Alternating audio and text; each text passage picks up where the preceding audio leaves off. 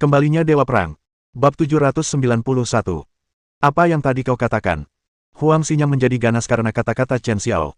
Awalnya dia mengira Chen Xiao hanyalah target mudah, seseorang yang bisa dia manipulasi sesuka hati. Jadi, ketika dia masuk ke restoran tadi dan melihat Chen Xiao di sana, dia berinisiatif menghampirinya, ingin sedikit menggoda Chen Xiao. Namun di luar dugaan, dia tidak hanya gagal mengolok-olok Chen Xiao, tetapi juga membuat Chen Xiao marah. Suaranya berubah menjadi marah. Chen Xiao tidak mengulangi perkataannya, tetapi hanya menoleh dan menatap Lin Qingya dengan lembut. "Qingya, lihat menunya dulu dan tentukan apa yang kamu suka makan. Aku akan mengurus masalah-masalah ini dulu." Chen Xiao juga khawatir Lin Qingya akan bosan di sini, jadi dia berbicara lebih dulu. Lagi pula, acara seperti ini tidak pantas untuk dilihat oleh Lin Qingya. Oleh karena itu, Chen Xiao juga berharap Lin Qingya dapat mengalihkan fokusnya. Lin Qingya sangat khawatir, tetapi dia tidak pernah menyangka Chen Xiao akan memintanya memesan makanan saat ini. Oleh karena itu, dia menatap Chen Xiao dengan tajam. "Yang kau lakukan hanyalah bersikap sok tangguh dan kasar. Jangan pamer di sini, kamu hanya bikin masalah. Jangan makan di sini." Saat Lin Qingya berbicara, dia mencoba membawa Chen Xiao pergi dari sana. Dia tampak gugup, jelas-jelas berpura-pura marah, ingin segera membawa Chen Xiao pergi dari sini. Huang Xinyang, yang sangat marah, juga tidak menyangka bahwa Chen Xiao tidak hanya tidak takut, tetapi juga berani mengatakan hal-hal seperti itu. Terkejut, dia mendengus 2 kali. "Aku tidak menyangka kau, dasar sampah, ternyata punya nyali.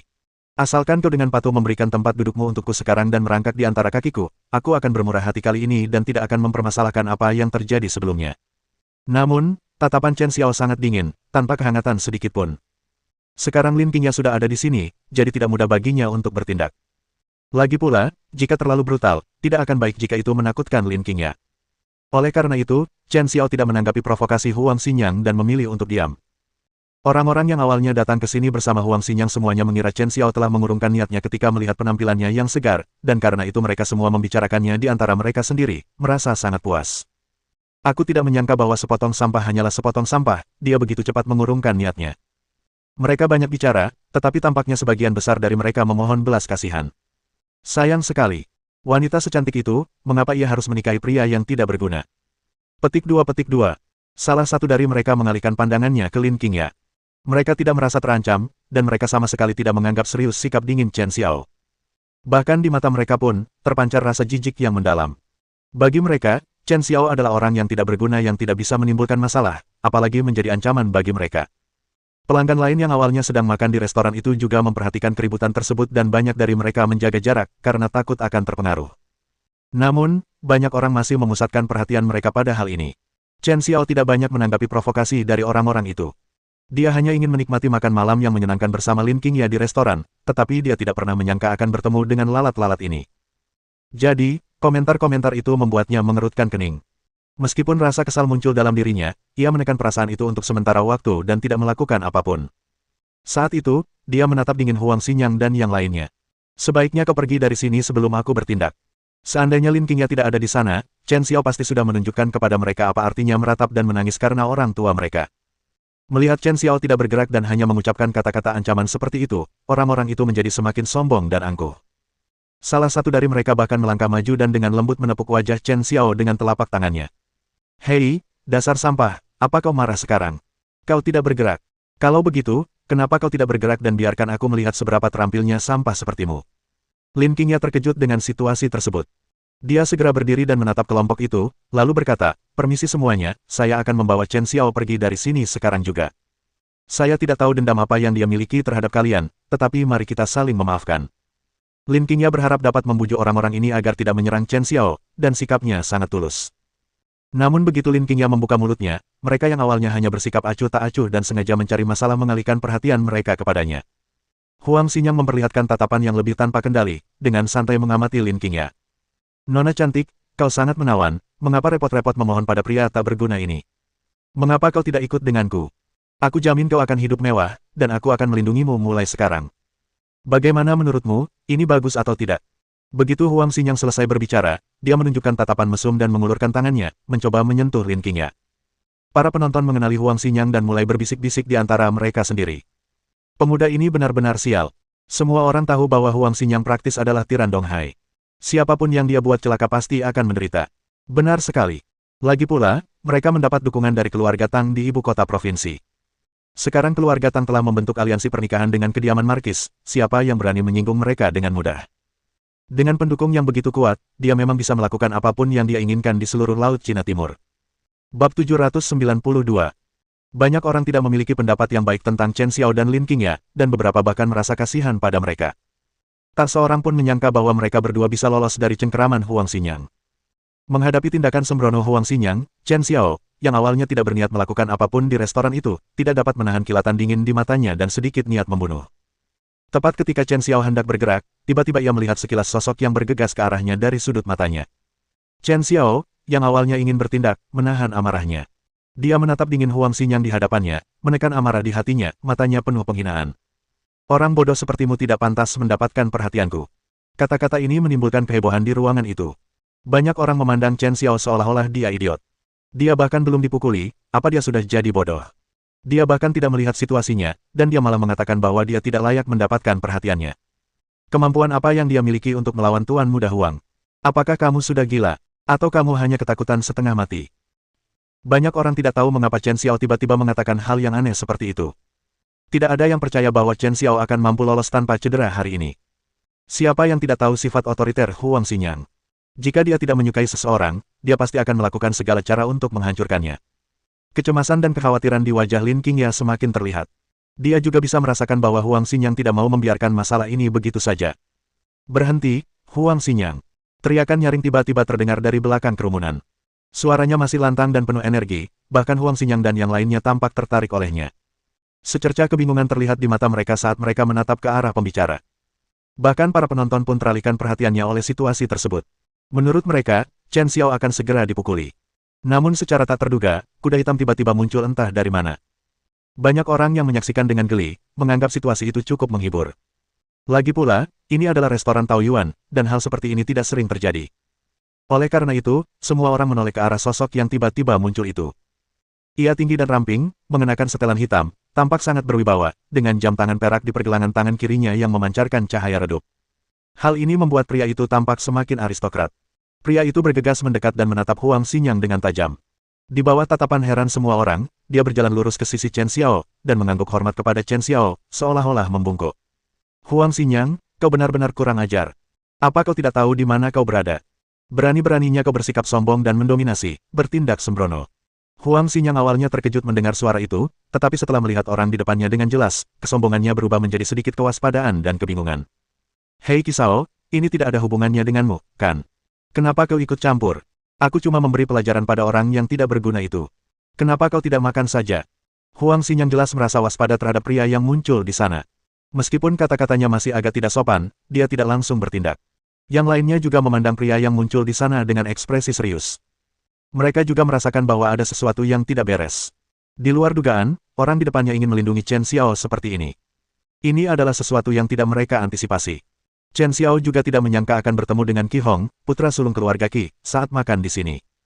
Pertemuan pertamanya dengan keluarga Qi berlangsung dalam keadaan yang kurang ideal, diwarnai beberapa ketidaknyamanan akibat insiden di hotel. Namun, tampaknya keluarga Qi kemudian belajar sesuatu dan menjadi sangat hormat dan sopan kepadanya. Qi Hong menatap tajam Huang Xinyang, seluruh kerajaan Xia Agung dipenuhi oleh orang-orang berpengaruh dan mulia. Kau bukanlah orang yang bisa dengan mudah disinggung oleh orang bodoh sepertimu. Saya sarankan Anda untuk bersikap cerdas dan segera keluar dari sini. Qi Hong tidak menunjukkan rasa takut di hadapan Huang Xinyang dan berbicara tanpa basa-basi. Keluarga Qi memegang posisi penting di Laut Cina Timur dan memiliki latar belakang serta koneksi yang sesuai. Bahkan keluarga Huang yang arogan sekalipun, Huang Xinyang tidak berani menyinggung mereka dengan mudah. Meskipun mereka memiliki pendukung yang kuat, bukan berarti keluarga Tang bersedia menyelesaikan setiap masalah untuk mereka. Terutama, dia tidak boleh menyinggung keluarga berpengaruh seperti keluarga Qi. Bab 793. Dengan campur tangan Qi Hong, Huang Xinyang menjadi jauh lebih waspada, dan orang-orang di sekitarnya menjadi jauh lebih berhati-hati. Tuan Muda Qi, tahukah Anda bahwa orang yang Anda lindungi hanyalah sampah masyarakat? Apakah Anda tidak takut mempermalukan reputasi keluarga Qi? Huang Xinyang masih agak enggan menyerah dan berharap dapat membujuk Qi Hong agar tidak ikut campur dalam urusan orang lain. Namun, Qi Hong menatapnya dengan ekspresi muram dan tatapan dingin, sementara di dalam hatinya ia merasakan gelombang ejekan. Si idiot di depanku ini bahkan tidak mengenali orang penting seperti aku, namun dia berani menyebut Chen Xiao sebagai sampah. Dia sama saja mencari kematian. Namun, karena Chen Xiao tidak mengungkapkan identitasnya, Qi Hong tentu saja tidak mengatakan apapun lagi. Dia menatap Huang Xinyang dan kelompoknya lalu berkata, "Jika kau berani menyentuhnya, kau akan membuat keluarga Qi menjadi musuhmu. Bahkan jika keluarga Qi-ku harus mengerahkan seluruh kekuatan, kami akan berjuang sampai mati." Sikap Qi Hong sangat jelas hanya dalam satu kalimat. Jelas sekali, dia bertekad untuk ikut campur dalam kekacauan ini hari ini. Banyak orang di restoran itu memperhatikan mereka, dan mereka semua tahu siapa mereka. Lagi pula, baik Qi Hong maupun Huang Xinyang adalah tokoh-tokoh terkemuka di Laut Cina Timur. Banyak orang di restoran itu bersikap sopan dan hormat kepada mereka. Melihat mereka berdiri di sini, saling berhadapan memperebutkan seorang pria asing, dengan sikap yang begitu teguh dan mantap, banyak orang mulai berbisik di antara mereka sendiri. Siapa sebenarnya pria itu? Mengapa Tuan Muda Qi begitu melindunginya? Siapa tahu, Tuan Muda Qi sebenarnya bersedia membesarkan keluarga Qi untuk orang yang tidak dikenal seperti dia. Mungkinkah dia orang penting dari ibu kota provinsi? Mungkin hanya segelintir orang di seluruh Laut Cina Timur yang akan diperlakukan seperti ini oleh Tuan Muda Qi. Itu sangat mungkin. Tapi jika memang begitu, mengapa Tuan Muda Huang terus menyebutnya orang yang tidak berguna? Tepat sekali, jika dia benar-benar orang penting, mengapa kita, yang masih berada di industri ini, belum mendengar apapun tentang dia? Petik 2. Di tengah diskusi, kerumunan terpecah menjadi dua kelompok. Namun, jelas bahwa kebanyakan orang percaya Chen Xiao hanyalah orang biasa yang tidak dikenal. Chen Xiao dan Lin Qingya duduk di sisi berlawanan meja makan, dengan Lin Qingya menatap Chen Xiao dengan cemas. Awalnya, saya hanya ingin menikmati makan malam yang menyenangkan, tetapi saya tidak pernah menyangka akan mengalami masalah seperti ini. Lin Qingya juga penasaran mengapa Qi Hong begitu melindungi mereka, tetapi mengingat situasi saat ini, menerima perlindungan seperti itu adalah bantuan terbaik yang bisa mereka terima. Lagi pula, dia tidak tahu harus berbuat apa tanpa Qi Hong. Lin Qingya merasa sangat sedih karena kencan yang seharusnya berjalan baik telah hancur seperti ini. Oleh karena itu, dia memberikan tatapan yang menenangkan kepada Chen Xiao. Huang Xinyang berhadapan dengan Qi Hong, dan juga menyadari bahwa Qi Hong tidak teguh. Setelah ragu sejenak, dalam keadaan tegang seperti itu, dia akhirnya menarik kembali aura ganasnya. "Baiklah, Chen Xiao, kau beruntung hari ini, tapi aku tidak percaya Qi Hong bisa melindungimu selamanya. Meskipun aku tidak tahu bagaimana kau, sampah masyarakat, bisa membuat Qi Hong begitu melindungimu, aku tidak percaya bahwa orang sepertimu bisa membuat keluarga Qi mengerahkan seluruh kekuatannya dan berbalik melawan keluarga Huangku. Aku akan memberimu sedikit waktu lagi untuk berbuat sesuka hati. Nikmati makan malam terakhirmu. Aku akan menunggumu di luar. Begitu kau meninggalkan restoran ini, aku akan berurusan denganmu." Huang Xinyang jelas tidak rela, jadi dia mengucapkan beberapa kata terakhir itu dengan berat. Jelas sekali, kata-kata itu penuh dengan ancaman. Siapapun yang memiliki mata untuk melihat dengan jelas memahami bahwa Huang Xinyang sama sekali menolak untuk menyerah. Qi Hong ingin mengatakan sesuatu, tetapi Chen Xiao menghentikannya saat itu juga. "Terima kasih, tapi saya bisa menangani ini sendiri." Chen Xiao mengangguk pada Qi Hong. "Aku tak pernah menyangka kita akan berteman setelah konflik awal kita. Sekarang Qi Hong begitu bijaksana. Dia memang talenta yang menjanjikan." Kesan Chen Xiao terhadapnya memang membaik. Meskipun demikian, Chen Xiao tetap merasa lebih menyukai keluarga Qi. Setelah mendengar kata-kata Chen Xiao, Qi Hong tampak kehilangan sikapnya yang sebelumnya mendominasi dan malah menjadi sangat hormat, seolah-olah dia tidak tahu harus berbuat apa dengan tangan dan kakinya. Dia menjadi sedikit gugup sesaat. Orang lain mungkin tidak mengetahui identitas Chen Xiao, tetapi dia yakin bahwa Chen Xiao di hadapannya adalah sosok yang sangat berpengaruh, bahkan lebih mulia daripada yang bisa dibayangkan orang lain. Bagi keluarga Qi, memiliki kesan yang baik terhadapnya merupakan berkah yang luar biasa. Tuan Muda Chen, apakah Anda makan di sini?" Bab 794.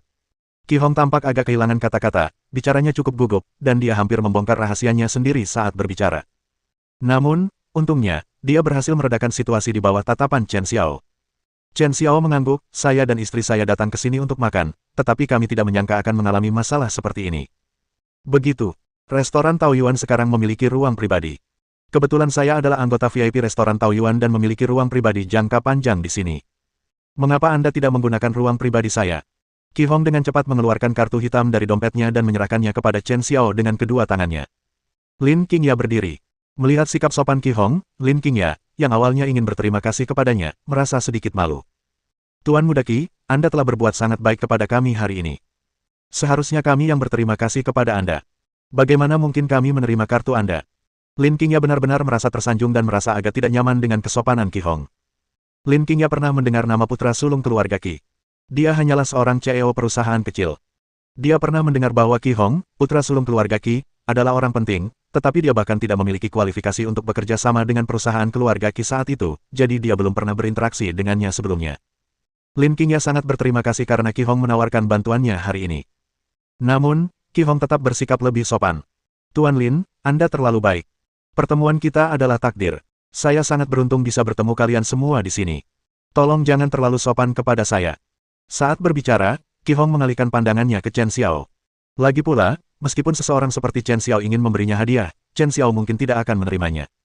Jadi saat ini, dia juga sedikit khawatir Chen Xiao akan menolak. Para tamu di sekitarnya juga benar-benar bingung, dan banyak di antara mereka menunjukkan ekspresi jijik. Anak ini terlalu sombong. Tuan Muda Qi memperlakukannya dengan sangat baik, dan dia masih bersikap seperti ini. Aku benar-benar tidak tahu apa yang mampu dilakukan anak ini. Mengapa Tuan Muda Qi begitu sopan kepadanya? Jika itu aku bahkan tidak akan menanggapi orang ini. Aku sudah banyak membantunya, dan dia bahkan tidak berterima kasih dengan sepatutnya. Dia begitu meremehkan kartu VIP yang diberikan Tuan Muda Qi kepadanya. Banyak orang merasa tidak puas dengan sikap Chen Xiao saat ini dan menganggap reaksinya sulit dipercaya. Lagi pula, sepertinya Qi Xiao bersikap sangat sopan, sementara Chen Xiao bertingkah seperti tokoh penting. Ini adalah sesuatu yang sama sekali tidak bisa mereka pahami. Lagi pula, tidak ada yang mengenal Chen Xiao, tidak ada yang pernah melihat Chen Xiao, dan bahkan penampilannya membuatnya tampak seperti orang biasa bagi mereka.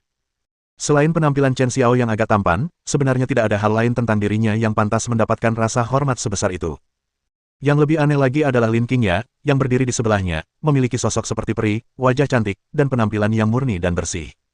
Dia terlihat cantik sekaligus anggun. Wanita secantik itu pasti akan dianggap sebagai wanita papan atas di kota yang ramai ini. Namun kini, wanita secantik itu duduk di meja yang sama dengan Chen Xiao. Hal ini membuat banyak orang merasa iri dan cemburu. Banyak orang bahkan lebih penasaran tentang identitas Chen Xiao. Banyak orang di sini, meskipun tidak dianggap sebagai individu kelas atas di Donghai, tentu saja termasuk tulang punggung elit kaya Donghai. Secara logika, jika ada tokoh penting yang terlibat, mereka seharusnya sudah pernah mendengar tentang tokoh tersebut, tetapi mereka belum pernah mendengar tentang Chen Xiao sebelumnya. Namun, pada saat itu, seseorang di pojok ruangan dengan saksama mengamati Chen Xiao dan Lin Qingya, lalu dengan percaya diri berkata, "Bukankah ini tuan muda kedua keluarga Chen, yang diusir dari keluarga? Kapan kamu keluar dari penjara? Kapan Tuan Muda Qi berteman dengan orang seperti itu?" Pria itu menatap Chen Xiao dengan tak percaya. Orang itu bahkan tampak sedikit merasa puas diri, seolah-olah mereka telah mengungkap jati diri Chen Xiao yang sebenarnya. Mereka yang sudah sangat penasaran dengan identitas Chen Xiao menjadi terkejut saat ini, dan tampak sangat suka bergosip. Keluarga Chen. Apakah ini orang idiot yang sama yang memperkosa putri sulung keluarga Tang, tunangan Markis, pada malam pernikahan mereka 7 tahun lalu? Bagaimana mungkin orang seperti itu bisa keluar dari penjara? Bagaimana mungkin Tuan Muda Qi memiliki hubungan seperti itu dengannya? Mungkinkah Tuan Muda Qi telah ditipu? Banyak orang memandang Chen Xiao dengan curiga, dan beberapa bahkan memandang Qi Hong seolah-olah mereka mencoba menjilat. Qi Hong mendengar percakapan di sekitarnya dengan jelas, dan ekspresinya agak dingin. Dia menoleh ke arah kerumunan yang bergumam dan berkata dengan dingin, "Diam. Jika kau berani menghinaku lagi, jangan salahkan keluarga Qi karena tidak sopan." Ancaman dari satu kalimat itu mengejutkan semua orang yang telah berbicara hingga terdiam seolah-olah disambar petir, membuat mereka semua tertegun dan tidak mampu mengucapkan sepatah kata pun lagi. Siapa sangka bahwa upaya mereka untuk mengambil hati Qi Hong malah akan berujung pada reaksi Qi Hong seperti ini. Pada saat itu, Chen Xiao mengulurkan tangan dan mengambil kartu VIP yang diberikan Qi Hong. "Terima kasih banyak, saya akan mengingat kebaikan ini." Chen Xiao juga merasa diskusi orang-orang ini agak mengecewakan. Meskipun dia sekarang telah mengungkap kebenaran, masih akan membutuhkan waktu sebelum dia dapat memberikan bukti yang tak terbantahkan tentang apa yang terjadi saat itu kepada Lin Qingya. Saat ini, dia tidak ingin ada orang yang mengganggu kencannya dengan Lin Qingya. Bab 795. Qi Hong sangat gembira melihat Chen Xiao bersedia menerima kartu VIP yang telah diberikannya, dan dia bahkan tidak peduli dengan perdebatan para tamu lainnya. Ia hampir dengan hormat menyerahkan kartu itu kepada Chen Xiao dengan kedua tangannya, merasakan kegembiraan yang luar biasa seolah-olah ia telah memenangkan hadiah besar. Kata-kata Chen Xiao mungkin tidak dipahami oleh orang lain. Namun, Qi Hong tahu dalam hatinya bahwa apa yang disebut sebagai bantuan Chen Xiao jauh melebihi semua yang telah dia lakukan hari ini. Orang-orang di sekitarku semuanya seperti katak di dalam sumur, rabun dan berpikiran sempit. Hanya Qi Hong yang benar-benar memahami betapa beratnya konsekuensi dari apa yang telah ia lakukan. Setelah menyerahkan kartu itu kepada Chen Xiao, Qi Hong dengan cepat berkata, "Kalau begitu, saya tidak akan mengganggu kesenangan Anda lagi. Saya permisi." Qi Hong tentu bisa merasakan bahwa Chen Xiao sangat peduli dengan kencan ini. Pada saat itu, dia memberikan kartu itu kepada Chen Xiao, dan tentu saja, dia tidak akan berlama-lama di sini lagi, menjadi pihak ketiga yang sangat mengganggu. Chen Xiao mengangguk dengan tenang. Orang-orang di sekitar mereka begitu ketakutan mendengar apa yang dikatakan Qi Hong sebelumnya sehingga mereka tidak berani mengucapkan sepatah kata pun lagi. Lagi pula, maksud Qi Hong cukup jelas, sebagai putra sulung keluarga Qi, dia mampu mewakili keluarga Qi. Jika kita berbicara buruk tentang Chen Xiao di sini, kita akan menghadapi pembalasan yang sangat marah dari keluarga Qi, dan itu tidak akan baik. Meskipun mereka semua memiliki latar belakang dan sumber daya tertentu, mereka tetap diam menghadapi ancaman seperti itu. Chen Xiao mengabaikan yang lain dan menoleh untuk melihat Lin Qingya. Bagaimana kalau kita pergi ke ruangan pribadi? Meskipun sebelumnya ada hal-hal yang tidak menyenangkan, semuanya sudah tenang sekarang. Menanggapi undangan Chen Xiao, Lin Qingya, yang awalnya agak terkejut, kini menunjukkan sedikit senyum. Bagus. Mereka sudah lama tidak makan di sini, dan sekarang setelah kembali, banyak kenangan indah terlintas di benak mereka. Momen indah sebelumnya terputus, tetapi sekarang dapat terjalin kembali. Lin Qingya tentu saja tidak menolaknya, tetapi sepertinya ada banyak pertanyaan di benaknya. Sebelumnya, Chen Xiao tampak memiliki aura seorang raja. Bahkan seorang tuan muda seperti Qi Hong begitu sopan kepada Chen Xiao, dan bahkan rela menggunakan seluruh sumber daya keluarganya untuk melindungi Chen Xiao. Sikap seperti ini jelas bukan sikap yang seharusnya Anda miliki terhadap teman biasa, apalagi hanya terhadap orang yang meminta bantuan biasa. Situasi ini membuat Lin Qingya memiliki banyak pertanyaan, dan dia hanya ingin menanyakan semuanya nanti. Jadi, mereka berdua, dipandu oleh pelayan, menuju ke sebuah ruangan pribadi yang terletak jauh di dalam restoran. Tepat saat itu, beberapa sosok bergegas keluar dari ruangan sebelah, hampir menabrak mereka. Chen Xiao bereaksi cepat dan dengan mudah menarik Lin Qingya ke samping, melindunginya dari belakang. Tatapan matanya tidak ramah, dan dia tampak agak kesal pada sekelompok orang yang bergegas mendekat. Namun, Chen Xiao sedikit terkejut ketika melihat sosok yang berjalan di depannya dengan jelas. Karena orang yang berjalan di depan itu tak lain adalah Chen Wangdao, kepala keluarga Chen. Saat itu, ada beberapa anggota keluarga Chen lainnya di sekitarnya. Chen Xiao mengenali beberapa tetua keluarga Chen. Wajah mereka tampak muram, seolah-olah mereka baru saja mengalami peristiwa besar. Chen Wangdao sudah merasa agak depresi, dan sekarang setelah hampir menabrak seseorang, dia mendongak dan wajahnya langsung muram ketika melihat Chen Xiao. Seorang wanita yang telah mengikuti Chen Wangdao juga melihat Chen Xiao dan langsung mengucapkan kata-kata kasar. Pantas saja aku selalu sial. Kenapa aku selalu bertemu denganmu di mana-mana? Anggota klan lainnya juga melihat Chen Xiao dan Lin Qingya, dan mereka sama sekali tidak menunjukkan kebaikan. Aku tak percaya kau begitu tak berguna, sama sekali tak punya sopan santun atau rasa malu. Bukan hanya kau dinafkahi wanita, tapi sekarang kau bahkan punya waktu luang untuk datang ke sini dan menikmati petualangan romantis. Kau benar-benar sudah menyerah sepenuhnya. Aku benar-benar tidak tahu apa yang dilihat Lin Qingya dalam dirimu. Dia jelas cukup tampan, tapi dia jatuh cinta pada sampah sepertimu. Awalnya kupikir dia mengincar uangmu, tapi sekarang sepertinya lebih dari itu. Bab 796. Pada saat itu, para tetua dipenuhi rasa jijik terhadap Chen Xiao dan Lin Qingya. Mereka sama sekali tidak menghormati orang yang lebih tua, hanya memberikan komentar sarkastik dan dingin. Sebagai kepala keluarga, Chen Wangdao tidak mengatakan sesuatu yang kasar, tetapi tatapan meremehkan dan ekspresi muramnya sudah menjelaskan semuanya. Dia bahkan sedikit menggeser tubuhnya ke samping, seolah takut mendekati Chen Xiao. Jangan buang-buang waktu bicara dengan orang tak berguna ini. Ayo cepat kembali dan lihat apa yang terjadi pada Xiao Jie. Kata-kata Chen Wangdao menyebabkan ekspresi orang lain berubah, seolah-olah mereka tiba-tiba teringat akan urusan penting mereka. Chen Xiao sama sekali mengabaikan komentar sarkastik mereka, memandang mereka dengan acuh tak acuh seolah-olah mereka adalah orang asing. Namun, ketika Chen Xiao mendengar ejekan mereka terhadap Lin Qingya, wajahnya yang sebelumnya tanpa ekspresi berubah dingin. Sejak saat ia kembali ke Laut Cina Timur, Chen Xiao bertekad untuk melindungi Lin Qingya. Tidak seorang pun diperbolehkan untuk menyakiti Lin Qingya sedikitpun. Selain itu, orang-orang di hadapannya ini tidak pernah memperlakukannya sebagai keluarga. Selain menendangnya saat ia jatuh, mereka juga merupakan kaki tangan yang secara tidak langsung menyebabkan kematian ayahnya. Chen Xiao sama sekali tidak memiliki perasaan terhadap mereka, tetapi dia tidak pernah menyangka bahwa mereka sekarang berani menyombongkan status mereka dan menghina Lin Qingya, yang membuat Chen Xiao merasa semakin dingin. Kau boleh menghinaku, tapi kau tidak berhak menghina Qingya. Chen Xiao berbicara dengan nada dingin dan mendominasi. Dia menatap intensely ke arah beberapa bibi dan sepupunya. Kata-kata mereka kasar, menghina, dan mereka membuat dugaan sembarangan tentang Lin Qingya. Permusuhan seperti itu mengejutkan orang-orang tersebut. Apa? Dasar sampah, kau mau memukul seseorang. Kau hanyalah tikus jalanan, dibenci semua orang. Kau sampah masyarakat dengan reputasi buruk.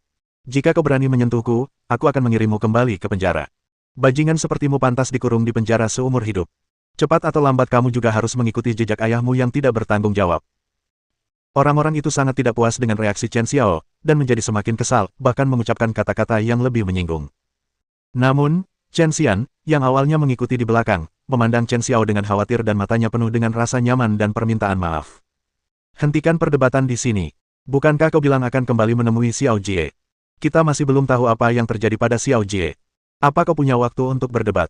Chen Xian angkat bicara.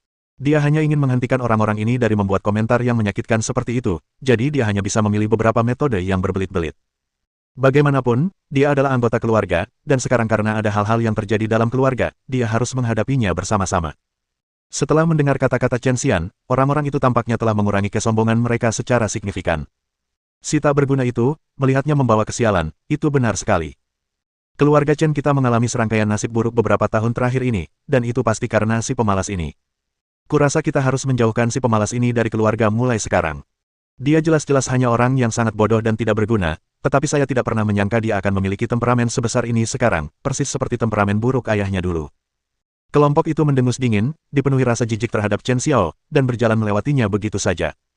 Jelas sekali, mereka merasa sangat tidak senang dan jijik karena bertemu Chen Xiao di sini. Rasa jijik itu terlihat jelas di wajah mereka. Saat itu juga, Chen Xian langsung berjalan ke sisi Chen Wangdao, menatapnya dengan memohon, dan berkata, "Patriark, kejadian-kejadian di keluarga ini tidak ada hubungannya dengan Xiao Xiao. Lagi pula, dengan insiden besar yang terjadi di keluarga saat ini, kita mungkin membutuhkan bantuan seseorang. Mengapa kita tidak mengajak Xiao Xiao kembali bersama kita?" Memanfaatkan kesempatan ini, Chen Xian berinisiatif untuk memberikan saran tersebut. Meskipun orang-orang di sekitarnya sama sekali tidak menyukai Chen Xiao, Chen Xian masih berharap dapat meraih beberapa peluang. Dia juga berharap dapat membawa Chen Xiao kembali ke keluarga dan mendapatkan bantuan mereka, sehingga Chen Xiao dapat menjalani hidup tanpa kekhawatiran finansial selama sisa hidupnya. Oleh karena itu, Chen Xian tidak mau melepaskan kesempatan apapun. Ekspresi Chen Wangdao berubah muram setelah mendengar perkataan Chen Xian. "Xiao Xian, kau tahu dia pembawa sial. Siapa yang tahu kemalangan macam apa yang akan dia bawa kepada kita? Lihat situasinya. Dia baru saja kembali, dan keluarga Chen kita sudah berantakan total.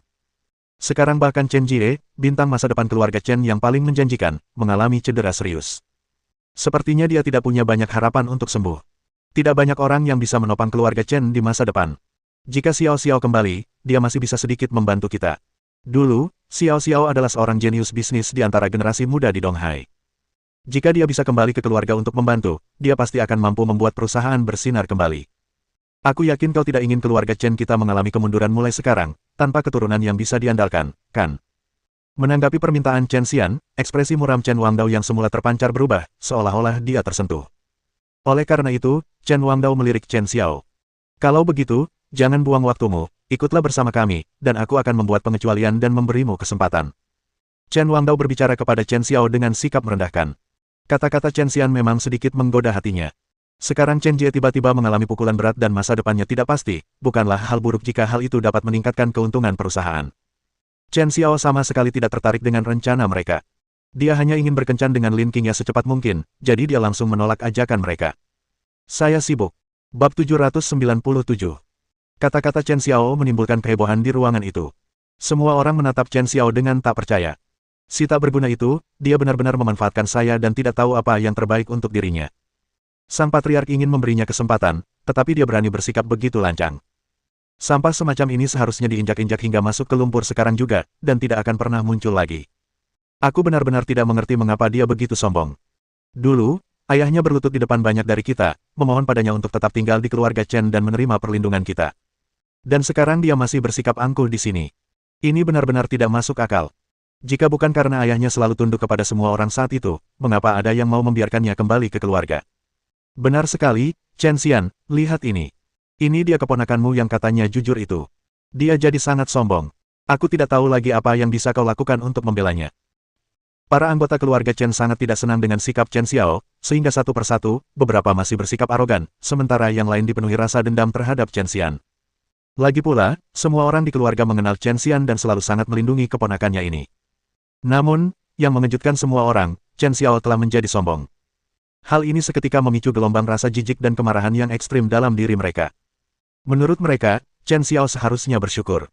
Namun sekarang, Chen Xiao tidak hanya tidak melakukan itu, dia bahkan bersikap sangat kasar kepada mereka, menunjukkan sama sekali tidak ada rasa hormat. Awalnya, mereka sudah memilih penerus untuk generasi selanjutnya dari keluarga Chen. Sebagai penerus keluarga Chen di masa depan, Chen Jie tidak pernah mengecewakan. Ia menjadi komandan peringkat ke-7 di Angkatan Darat, dan masa depannya menyimpan kemungkinan yang tak terbatas. Namun siapa sangka bahwa semua rencana indah mereka akan hancur karena kecelakaan seperti itu. Sebagai komandan peringkat ke-7 di Angkatan Darat, Chen Jie benar-benar dipukuli hingga pingsan. Selain itu, bahkan sampai sekarang, mereka masih tidak tahu siapa yang memukuli Chen Jie seperti itu. Bahkan di dalam kamp militer pun, tidak ada tanggapan, dan mereka secara diam-diam menerima ketidakadilan ini. Tidak seorang pun yang bersedia membela Chen Jie. Hal ini membuat mereka marah, tetapi mereka tidak berdaya. Situasi keuangan perusahaan-perusahaan milik keluarga Chen tidak baik. Mereka berjuang untuk mempertahankan citra mereka saat ini, tetapi bisnis mereka telah menyusut banyak, dan mereka hanya mampu mempertahankan martabat awal mereka. Awalnya, diperkirakan bahwa seiring perkembangan karir Chen Jie, ia akan memperoleh lebih banyak sumber daya dan perusahaan akan mampu bangkit kembali. Keluarga Chen mereka akan menjadi keluarga yang kuat dan berpengaruh di seluruh Laut Cina Timur. Namun di luar dugaan, mimpi ini kini telah hancur. Itulah mengapa Chen Wangdao dengan berat hati setuju membiarkan Chen Xiao kembali ke keluarga Chen ketika dia bertemu Chen Xiao di sini, dan itulah mengapa dia mengalah. Yang mengejutkannya, Chen Xiao, yang ia harapkan akan berterima kasih kepadanya, tidak hanya tidak menunjukkan rasa terima kasih tetapi juga menolaknya dengan sikap dingin dan arogan. Hal ini menyebabkan dia kehilangan muka sebagai kepala keluarga Chen, dan gelombang amarah membuncah di dadanya. Keluarga yang tidak berguna, apa dia benar-benar berpikir dirinya begitu mampu, mencoba pamer di sini? Karena kau sangat tidak tahu berterima kasih, jangan pernah menginjakkan kaki di keluarga Chen lagi. Chen Wangdao berkata dengan marah. Situasi ini membuat Chen Xian terkejut sesaat, dan setelah sadar kembali, dia menjadi sangat gugup dan bingung. Xiao Xiao, apa kau tahu apa yang kau lakukan? Bukankah kau akan meminta maaf kepada pamanmu sekarang juga? Kau akhirnya berhasil pulang, jadi jangan keras kepala lagi. Chen Xian masih sangat mengkhawatirkan Chen Xiao, matanya penuh dengan keprihatinan dan kecemasan, dan dia menatap Chen Xiao dan mencoba menghiburnya. Ini adalah kesempatan sekali seumur hidup. Aku belum sempat memberitahu Chen Xiao sebelumnya, tapi aku tidak pernah menyangka akan bertemu dengannya di sini hari ini. Namun di luar dugaan, sikap Chen Xiao sekarang seperti ini. Chen Xiao melunakkan sikapnya terhadap Chen Xian. Bibi, kau tak perlu membujukku lagi. Aku tak akan kembali. Chen Xian menghela napas panjang, bahkan sedikit kesal. Kamu anak yang keras kepala, persis seperti ayahmu. Bagaimanapun, kita adalah keluarga, dan kami tahu kamu masih hidup dan menyimpan dendam terhadap keluarga karena apa yang terjadi pada ayahmu. Namun, jika kamu bisa kembali ke keluarga Chen untuk mengurus urusan keluarga, masih ada peluang agar keadaan berubah di masa depan. Dengarkan saja bibimu dan kembalilah. Bab 798. Chen Xian hampir dengan sungguh-sungguh mencoba membujuknya. Mengingat situasi ini, dia tidak ingin Chen Xiao menyia-nyiakan kesempatan seperti itu. Chen Xiao masih siap untuk menolak. Bagi Chen Xiao, yang disebut keluarga Chen sama sekali tidak memiliki ikatan emosional apapun. Kecintaannya pada keluarga Chen sepenuhnya berasal dari ayah dan bibinya. Sekarang, ayahku telah meninggal dunia, dan bibiku akan menikah. Bagi Chen Xiao, yang disebut keluarga hanyalah beban. Dia sama sekali tidak memiliki perasaan terhadapnya. Oleh karena itu, Chen Xiao tidak memiliki keinginan untuk terlibat dalam hal apapun yang berkaitan dengan keluarga Chen. Lin Qingya berdiri di samping Chen Xiao, agak cemas dan agak diam, tangannya tanpa sadar mengepal, telapak tangannya berkeringat. Jelas sekali, insiden itu terjadi setelah Lin Qingya dan Chen Xiao menikah. Lin Qingya sama sekali tidak memiliki pengaruh di hadapan anggota keluarga Chen dan para tetua tersebut. Meskipun saat itu dia sedang hamil, dia tetap diusir dari rumah oleh keluarga Chen. Bahkan sekarang, ketika Lin Qingya melihat mereka, meskipun dia sekarang memiliki karir dan identitas sendiri dan bukan lagi wanita yang menikah dengan keluarga Chen dari kelas sosial yang lebih tinggi, dia masih merasakan ketakutan yang tak dapat dijelaskan terhadap mereka. Melihat penolakan tegas Chen Xiao terhadap mereka, yang bahkan membuat kepala keluarganya semakin sibuk, dia merasa sedikit bingung. Tentu saja, rasa takut awal dengan cepat digantikan oleh rasa khawatir. Ia mengulurkan tangan dan meraih Chen Xiao. Chen Xiao, kau akhirnya berhasil kembali ke keluarga. Karena pamanmu sudah mengatakan demikian, mengapa kau masih berpura-pura? Mengapa kau tidak segera kembali bersama mereka? Lagi pula, kita kan keluarga. Pergi dan lihat dulu apa yang terjadi, kita bisa membicarakan sisanya nanti. Lin Qingya berbicara kepada Chen Xiao seolah-olah sedang memberi perintah. Dia tidak memberi Chen Xiao kesempatan untuk membantah. Chen Xiao hendak menolak, tetapi Lin Qingya menghentikannya. Secerca kejutan terlintas di ekspresinya yang sebelumnya tenang, dan dia tak kuasa menatap Lin Qingya. Apakah kamu ingin aku kembali? Setelah mendengar pertanyaan Chen Xiao, Lin Qingya langsung membalas dengan, apa kau tidak ingin kembali? Ayahmu.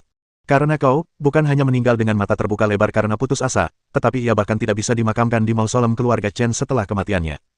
Bukankah seharusnya kau kembali ke keluarga dan membantu ayahmu? Lagi pula, menurutmu ayah mau melihatmu menghabiskan waktu dengan menganggur seperti ini selamanya?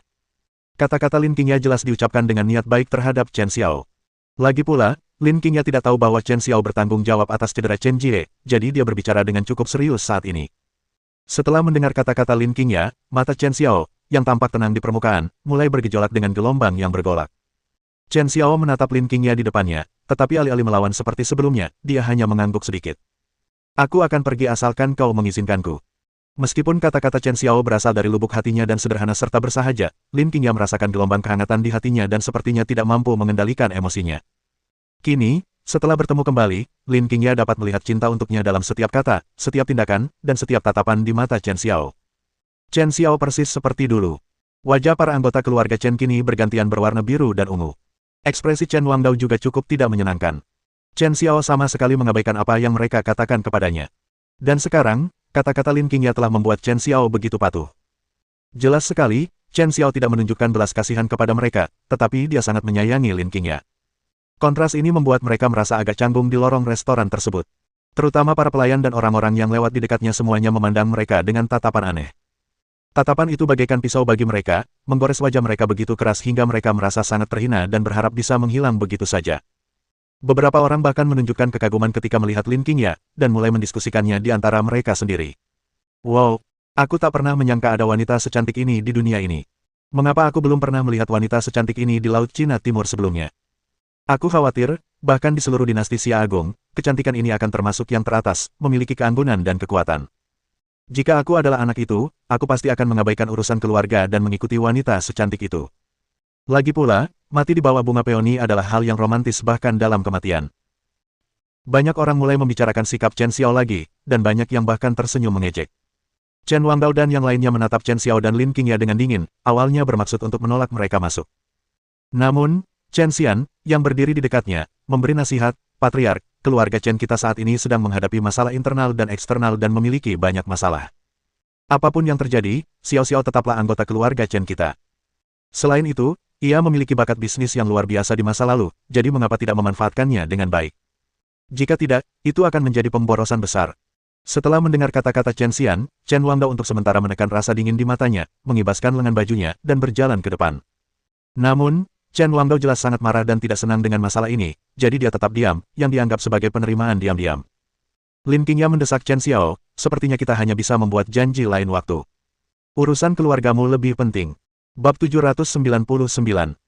Awalnya Chen Xiao tidak ingin pergi ke keluarga Chen bersama mereka, tetapi karena Lin Qingya ingin dia kembali, Chen Xiao tidak punya pilihan selain menurutinya. Lagi pula, keluarga Chen sama sekali tidak bereaksi terhadap masalah Chen Jie, yang membuatnya sedikit penasaran. Lagi pula, Chen Jiedong adalah komandan peringkat ke-7 di Angkatan Laut dan tuan muda kedua dari keluarga Chen. Sebagai keluarga terkemuka, keluarga Chen pada awalnya merupakan klan yang bergengsi. Secara logis, keluarga Chen akan sangat marah jika calon pewaris mereka dipukuli hingga menjadi orang bodoh. Selain itu, berdasarkan pemahaman Chen Xiao tentang anggota keluarga Chen ini, mereka seharusnya tidak begitu pendiam. Karena kita sudah bertemu lagi, tidak ada salahnya untuk kembali dan melihat-lihat. Lagi pula, dia perlu mengumpulkan beberapa bukti setelah kembali. Meskipun dia sudah mengetahui sebagian besar kebenaran saat itu, tetap saja akan membutuhkan waktu untuk mengumpulkan semua bukti. Hanya ketika semuanya telah dipersiapkan dan diatur dengan rapi di hadapan Lin Qingya, barulah Chen Xiao dapat benar-benar mendapatkan penerimaannya. 7 tahun ia jauh darinya telah menyebabkan Lin Qingya dan putrinya begitu banyak penderitaan, dan ia masih tidak pantas mendapatkan pengampunan Lin Qingya. Kencan yang seharusnya menyenangkan terganggu oleh situasi yang tiba-tiba terjadi. Suasana hati Lin Qingya sudah hancur karena gangguan mendadak dari Huang Xinyang, dan sekarang setelah dia bertemu dengan anggota keluarga Chen, kencan itu benar-benar berakhir. Chen Xiao merasa sedikit menyesal, tetapi dia juga memahami niat baik Lin Qingya. Selain itu, tanggal hari ini begitu mendadak sehingga Chen Xiao tidak punya waktu untuk mempersiapkan apapun sebelumnya. Karena itu, sebaiknya kita jadwalkan ulang pertemuan ini di lain waktu. Chen Xiao menatap Lin Qingya dalam-dalam, berharap lain kali ia bisa lebih siap dan memberikan yang terbaik untuk Lin Qingya. Kalau begitu, aku akan mengantarmu pulang dulu, lalu kita akan pergi ke rumah keluarga Chen. Setelah setuju, Chen Xiao tidak berniat untuk kembali ke keluarga Chen bersama Chen Wangdao dan yang lainnya. Sebaliknya, dia sedikit khawatir Lin Qingya sendirian, jadi dia berencana untuk mengantar Lin Qingya pergi sebelum pergi ke keluarga Chen. Lin Qingya melirik Chen Xiao, tampak agak tak berdaya. Jangan khawatir, aku bukan anak kecil lagi. Kamu tidak perlu mengantarku. Aku bisa naik taksi pulang saja. Chen Xiao masih merasa agak gelisah setelah mendengar kata-kata Lin Qingya. Para anggota keluarga Chen, yang mendengarkan percakapan mereka, langsung mengejek. Pantas saja wanita secantik Lin Qingya masih begitu tergila-gila padamu, pria tak berguna.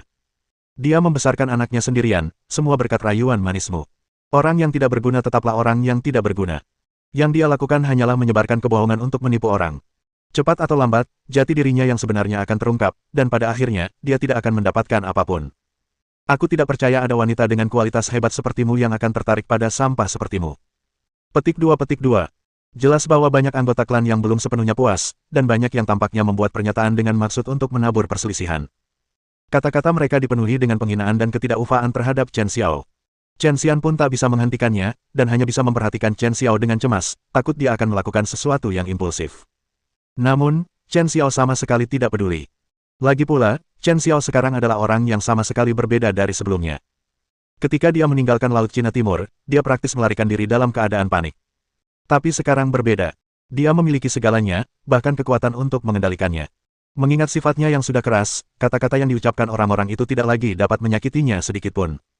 Mendengar percakapan para anggota klan di sekitarnya, Lin Qingya agak kesal, tetapi dia menggertakkan giginya dan tidak berkata apa-apa. Dia hanya dengan keras kepala berbalik dan berencana untuk pergi sendirian. Chen Xiao jelas sedikit khawatir, jadi dia segera mengikuti.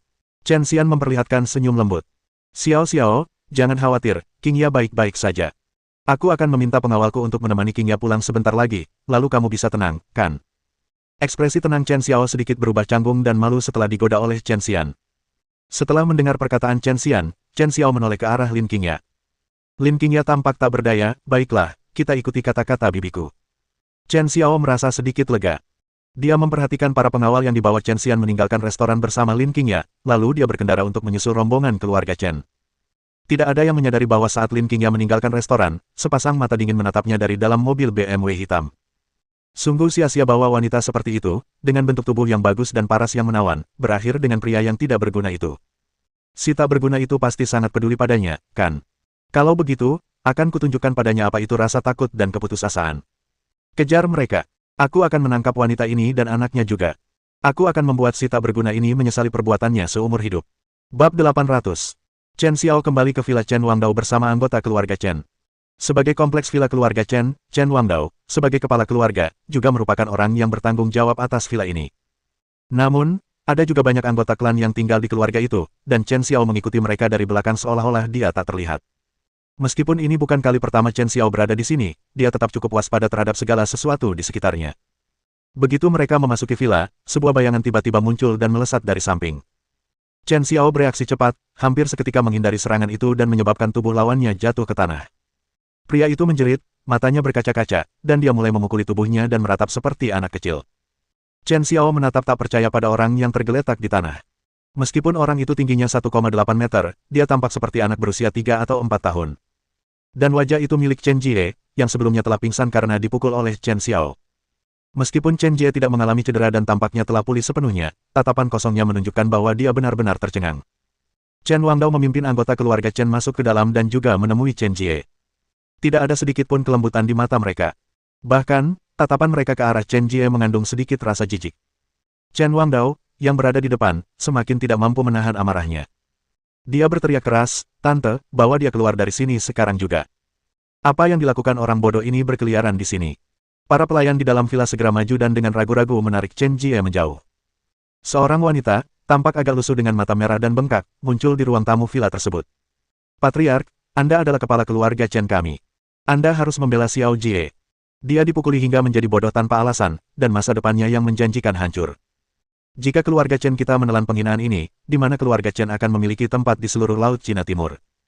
Jika kita tidak memberi pelajaran kepada orang yang melukai Xiao Jie, maka kemungkinan besar semua orang akan seenaknya memperlakukan kita di masa depan." Kata-kata wanita itu memberikan dampak yang signifikan pada anggota keluarga Chen yang baru saja memasuki villa. Banyak orang mulai mendiskusikannya. "Ya, jika keluarga Chen kami menanggung kehilangan ini dalam diam, maka tidak seorang pun di Donghai akan menganggap kami serius lagi. Ini adalah masalah besar yang menyangkut reputasi keluarga Chen. Jika kita tidak mencari keadilan, semua orang akan berpikir bahwa keluarga Chen kita adalah pengecut, dan akan semakin sulit bagi kita untuk berkembang. Jika memang demikian, masa-masa indah kita telah berakhir." Setiap orang menyampaikan pendapatnya masing-masing dan memiliki sikap yang berbeda terhadap masalah ini. Chen Wangdao duduk di posisi kepala keluarga, mendengarkan diskusi dari banyak anggota klan, ekspresinya berubah-ubah antara cerah dan muram. Dia sangat menyadari hal-hal ini, dan dia tentu saja mengkhawatirkannya. Namun, karena telah berurusan dengan begitu banyak keluarga di Laut Cina Timur selama bertahun-tahun, dia mengerti. Setiap anggota keluarga sama liciknya dengan rubah. Chen Wangdao juga lebih menyadari bahwa ada beberapa kesamaan antara militer dan keluarga. Di militer, jika ada prajurit yang terluka, prajurit lain akan segera membantu sebelum keluarganya sendiri sempat bereaksi. Namun kali ini, setelah personel militer membawa Chen Jie kembali, mereka tidak mengatakan apapun dan tidak melakukan apapun, seolah-olah mereka telah sepenuhnya memutuskan semua hubungan. Sikap mereka membuat orang bingung tentang alasan di baliknya. Meskipun telah dilakukan beberapa kali konsultasi, kondisi Chen Jie sama sekali tidak membaik. Dia jelas-jelas mengalami gangguan mental yang serius.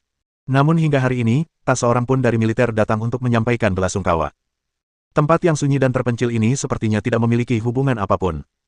Ini bukanlah perlakuan yang seharusnya diterima oleh seorang komandan peringkat ketujuh. Chen Wangdao yakin bahwa pasti ada hubungan atau transaksi mencurigakan yang terlibat. Karena begitu banyak anggota keluarganya yang mengajukan permintaan serupa, dia tidak mungkin mengungkapkan apa yang sedang dia duga. Oleh karena itu, Chen Wangdao tetap diam menghadapi banyaknya permintaan dari kerumunan. Tak lama kemudian, wanita tua itu muncul di villa tersebut. Kemunculan wanita tua itu membuat suasana yang sudah hikmat menjadi semakin suram. Bahkan Chen Wangdao pun harus berdiri dan menunjukkan ekspresi hormat. Wangdao, lihat ini. Keponakanmu dipukuli hingga pingsan, masa depannya yang cerah hancur. Kami akan segera pergi ke militer untuk menuntut penjelasan. Jelas bahwa wanita tua itu bermaksud untuk pergi sendiri ke kamp militer untuk memberikan tekanan. Meskipun keluarga Chen telah mengalami kemunduran yang cukup besar, wanita tua dari keluarga Chen adalah seorang matriark sejati, dan jika dia muncul di militer, itu tentu akan menimbulkan kehebohan. Hehe, Chen Xiao, yang berdiri di dekat mereka, tak kuasa menahan tawa ketika mendengar percakapan mereka. Bersambung.